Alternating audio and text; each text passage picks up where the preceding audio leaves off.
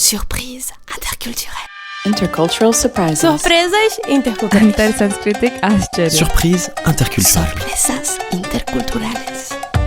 Bonjour et bienvenue dans Surprise interculturelle, le podcast qui vous fait voyager et mieux comprendre les cultures du monde.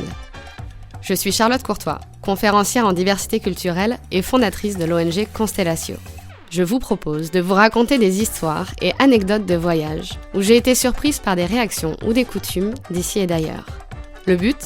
Découvrir ensemble ce qui est à la base de ces surprises pour savoir comment décoder, comment réagir et comment anticiper tout ça. Allez, je vous laisse découvrir l'épisode du jour. Bonne écoute! J'ai beaucoup réfléchi avant de vous dire dans quel pays se passe l'anecdote que je vais vous raconter aujourd'hui. Oui, parce qu'il se passe dans une zone connue du monde entier, mais commune à plusieurs pays. Techniquement, cette histoire se déroule au Pérou, et je dis techniquement parce qu'en réalité, elle se passe à quelques kilomètres de la Colombie et quelques kilomètres du Brésil aussi. Vous l'aurez peut-être deviné, je vous emmène en Amazonie, où j'ai découvert une particularité culturelle que je n'avais jamais rencontrée avant, malgré des voyages dans 25 pays différents. Si vous avez suivi mes récentes aventures et mes épisodes précédents, vous savez que je suis allée 2 fois en Colombie cette année, sur des séjours plutôt longs, à savoir de 1 mois et demi et de 2 mois.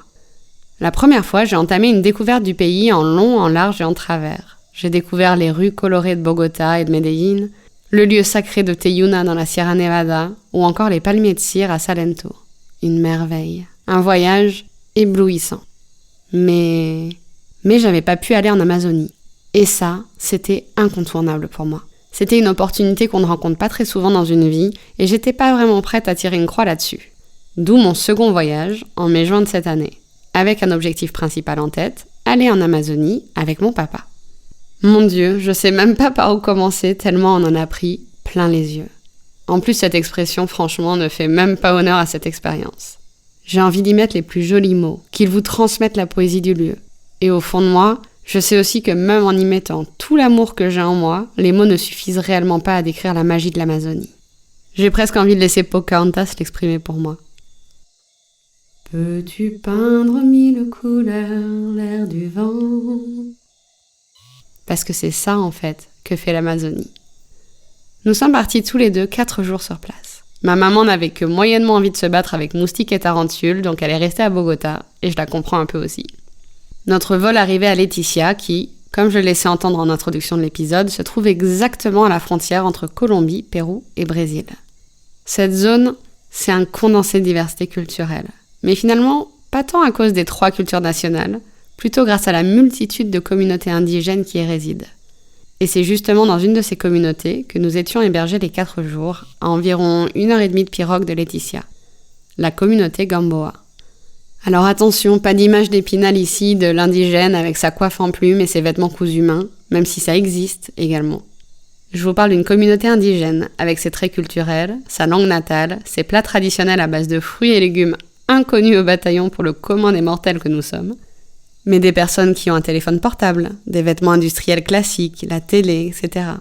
Mais bon, quand même, les conditions de vie, par contre, sont celles de peuples isolés dans la forêt tropicale. Donc bon, la douche, la vaisselle, la lessive, elles se font dans l'eau du fleuve. L'électricité, c'est pas en continu. Bref, c'est différent et en même temps pas tant que ça. Et en même temps, c'est très différent quand même. Dans la communauté, j'ai remarqué dès les premiers instants les petites affiches qui prônaient le dialogue entre les cultures. Manifestement, ça fait vraiment partie de leur vie de tous les jours.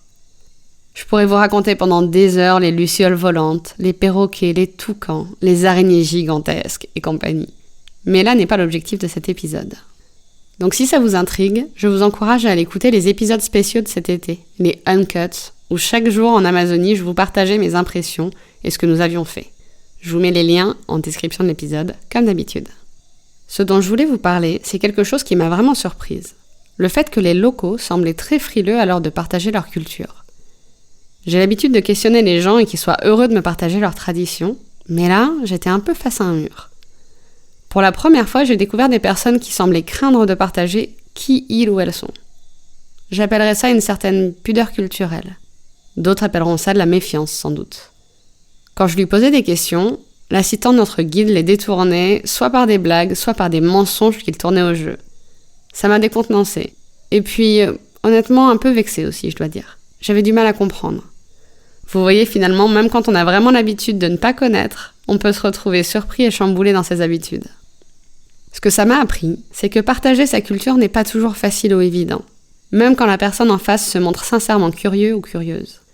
Mes échanges avec notre guide principal, Selson, étaient plus simples, et j'ai l'impression que notre lien étant plus fort, il y avait plus de confiance. J'ai pas encore la clé totalement, mais je pense que dans ces situations, il est important de respecter aussi que, en fait, ça fait partie de la culture de l'autre. Il faut être patient, observer pour comprendre comment gagner sa confiance. Parfois, ça peut être en partageant certains aspects de notre propre culture. Parfois, juste en passant du temps ensemble, sans être intrusif avec trop de questions. Et apprendre à sentir quand le moment est propice à l'échange. Parfois, c'est aussi en proposant son aide sur les tâches de tous les jours ou sur le travail de la personne. Gagner la confiance de l'autre, c'est la première clé. La deuxième, évidemment, c'est se montrer à la hauteur de celle-ci, en ne portant pas de jugement ou en ne montrant pas son jugement sur des pratiques que l'on ne cautionnerait pas dans notre propre environnement.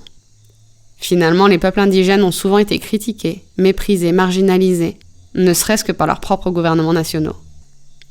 Et à l'inverse, ils ont aussi beaucoup été idéalisés. C'est aussi pour ça que je vous parlais d'images d'Épinal au début de l'épisode.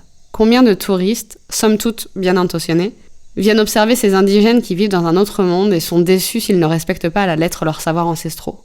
Je n'en suis qu'au tout début de la compréhension de cette thématique de la pudeur culturelle. Peut-être qu'un jour je referai un épisode parce que j'aurai des éléments supplémentaires à vous partager. J'aimerais bien. Je sais pas si vous l'avez vécu, vous, dans certaines cultures, pas forcément indigènes d'ailleurs. Si c'est le cas, s'il vous plaît, envoyez-moi un petit message pour me raconter ou réagissez sur Instagram ou sur LinkedIn pour partager votre expérience. Ça serait vraiment super. Allez, on va laisser là l'Amazonie et ses multiples cultures autochtones pour aujourd'hui. Je vous donne rendez-vous dans 2 semaines pour un épisode spécial Noël. À très vite. Mais arrêtez, bon sang! Mais là, on va se faire tuer, là! Animaux de la forêt. Merci d'avoir écouté cet épisode jusqu'au bout. J'espère qu'il vous a plu. En cette fin d'année, je vous invite à soutenir l'ONG Constellatio dont je suis fondatrice, qui éduque les enfants à la paix et à la beauté de notre diversité culturelle depuis bientôt 14 ans. Découvrez ce que nous faisons et faites un don sur le lien dans la description de cet épisode. À dans 2 semaines pour un nouvel épisode de Surprise interculturelle.